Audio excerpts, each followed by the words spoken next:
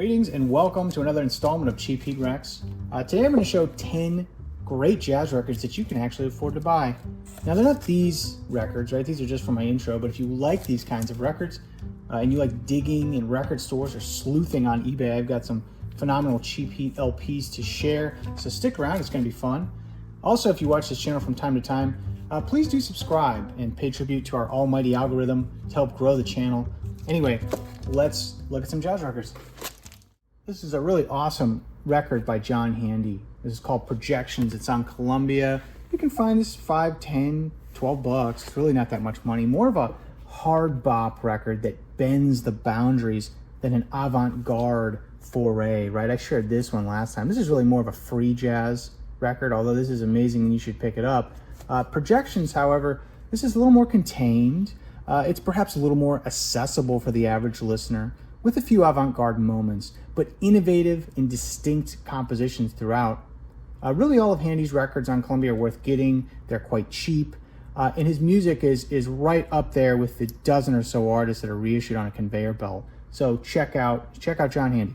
So you might assume by the period this was released in the African title, Siku ya bibi, that this would be a freer, sort of Coltrane-esque outing a la Expressions or Kulu Se Mama, but you would be mistaken.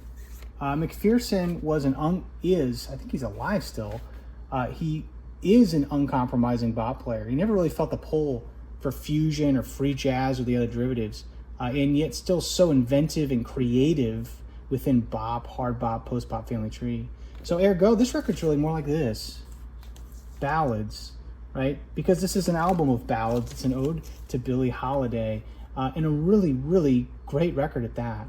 Excellently arranged by Duke Pearson again, and wonderfully recorded, right? A lot of these records from the 70s aren't really known for their sonic qualities, but this was done very well. And I'm talking $15. Worth getting. Check this out.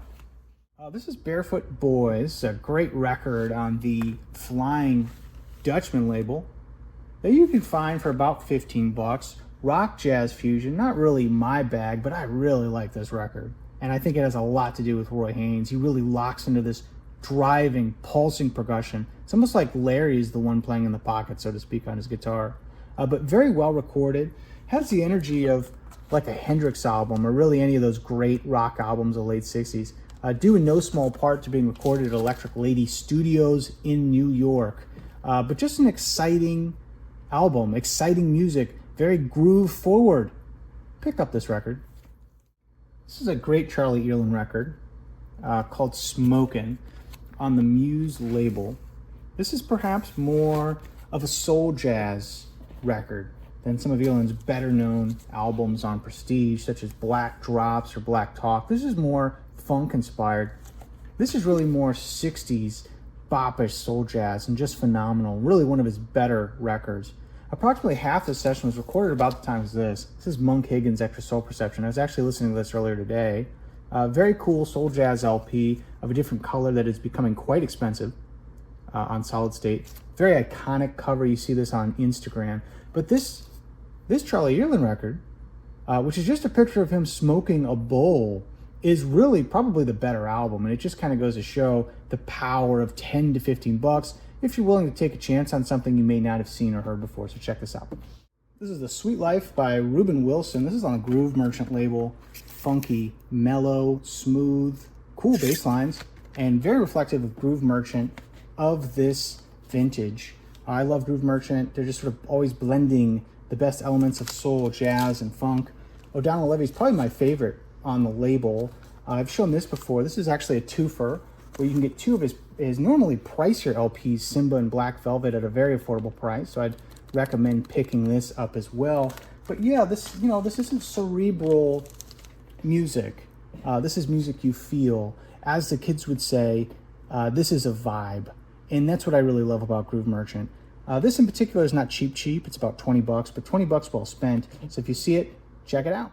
This is a lesser-known album by McCoy Tyner, and really a lesser-known Blue Note, if that's even possible, with a catalog as edified as it's been.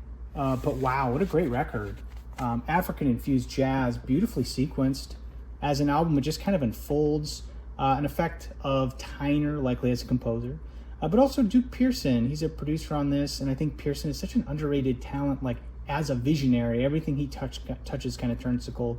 But as you might imagine, this particular version is cheap because like I showed, it is a white bee, right? The ugly stepchild of vintage jazz records, often because they feature remixing of Van Gelder's sacred recordings.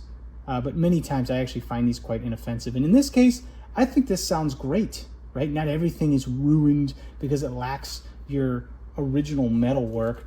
But if it is that important to you, you can actually look quite closely at these and find Van Gelder stamps, right?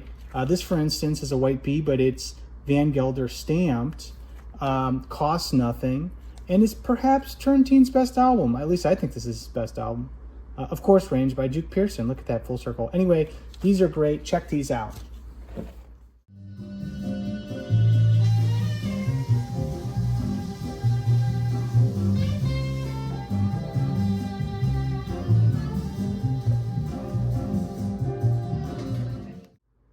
I really adore this album, The Following Morning by Eberhard Weber. This is on ECM. Maybe it's Eberhard. I've never actually had to say his name out loud.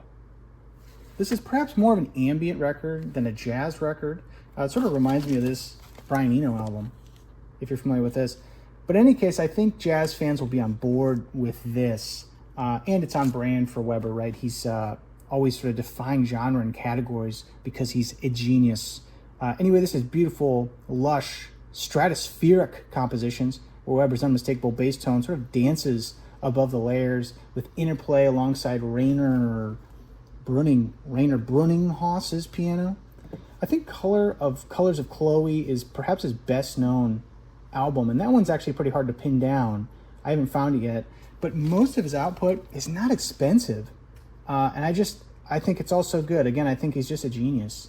So great records, check these out, and stick around. I got some other cool ones to show.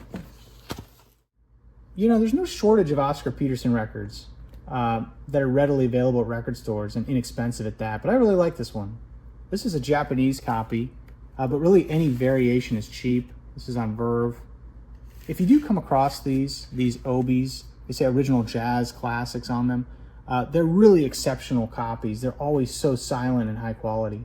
But this record, this is really great spaghetti dinner music, right? It's not going to offend anyone. It's enjoyable. It's a pleasure to listen to. And sometimes you need records on hand that sort of fit that bill. So if you see this, it's worth picking up and it's cheap. Check it out. Strings and Swings by Jim Raney. This is on the Muse label. It's also one of the better attempts I've heard to integrate strings in jazz. I often think when you add orchestra, it can sound a little commercial or saccharine, right? It's usually a backdrop for some sort of ballad. But this really swings. The trio's really doing more of a call and response thing with Raney, kind of counterpoint, if you will, and it's way more engaging. The B-side of this is actually a later date. It's also great. It also really strings East Coast style jazz. I don't know why I'm talking so fast, but if you see this, check it out.